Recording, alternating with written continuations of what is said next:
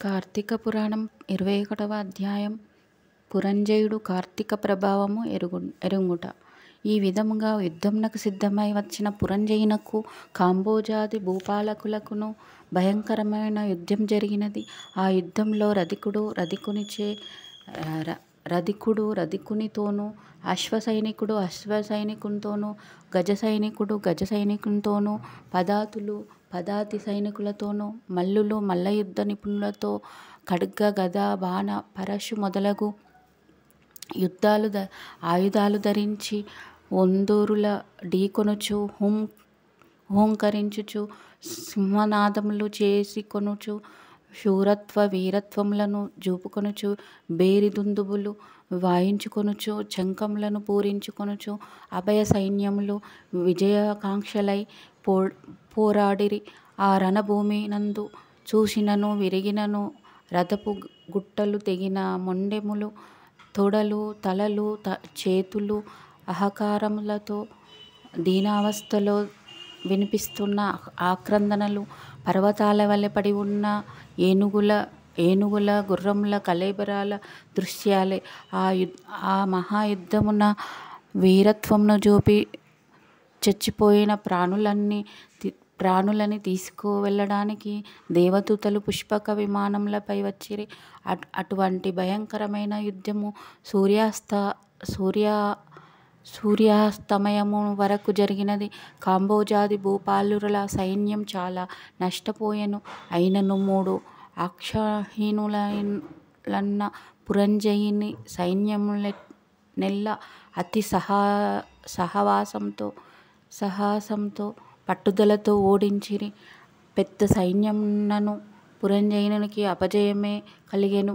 దానితో పురంజయుడు రహస్య మార్గమున శత్రువుల కంటపడకుండా తన గృహానికి పారిపోయెను.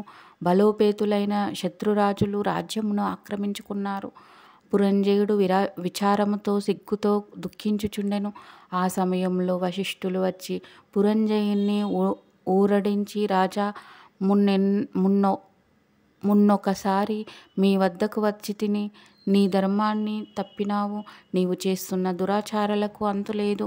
ఇకనైనను సన్మార్గుడవై ఉండమని హెచ్చరించితిని. అప్పుడు నా మాటలా వినలేదు. నీవు భగవంతుని సేవింపక అధర్మ ప్రవర్తనుడవై ఉన్నందువలనే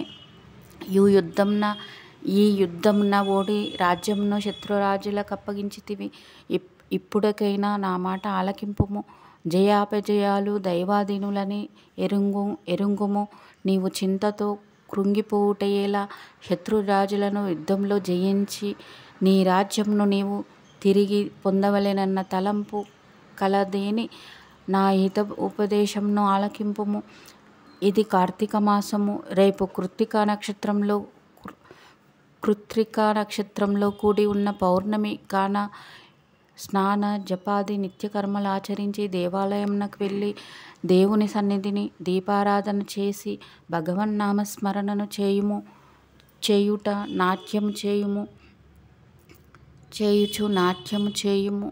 ఇట్లు నడిచినచో నీకు పుత్ర సంతతి కలుగుతుంది. అంతియే కాదు, శ్రీమన్నారాయణ్ణి సేవించుట వలన శ్రీహరి మిక్కిలి సంతోషముంది. నీ శత్రువులను దునుమాడుటకు నీకు ఆయుధమును కూడా ప్రసాదించును కనుక రేపు అట్లు చేసిన ఎడల పోగొట్టుకున్న రాజ్యమును తిరిగి పొందగలవు. నీవు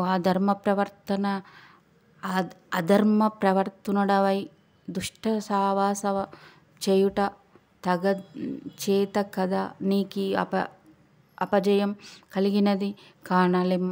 కానలెమ్ము శ్రీహరిని మదిలో తలచి నేను తెలియజేసినట్లు చేయుమని ఉపదేశము చేసెను.